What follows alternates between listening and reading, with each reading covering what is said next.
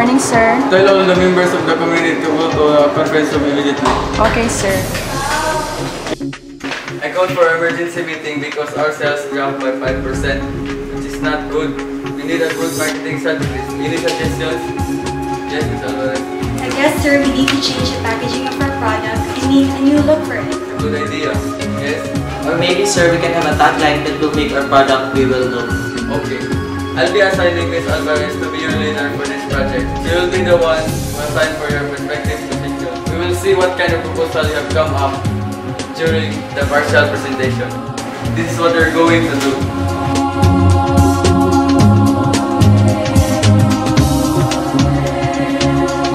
And that's it. I'll be giving you 2 weeks to finish everything. I'm counting on everyone. Meeting adjourned. Attention, guys. As what our manager told us, I'll be the one to assign your task.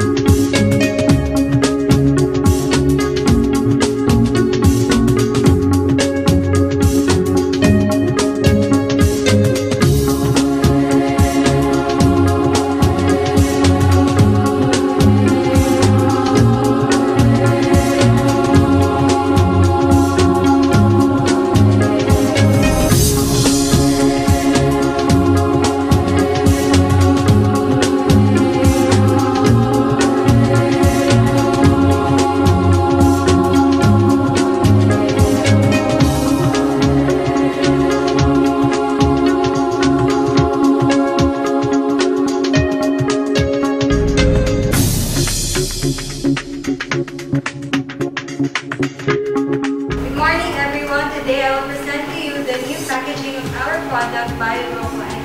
I hope everyone will be participating in this our presentation. So here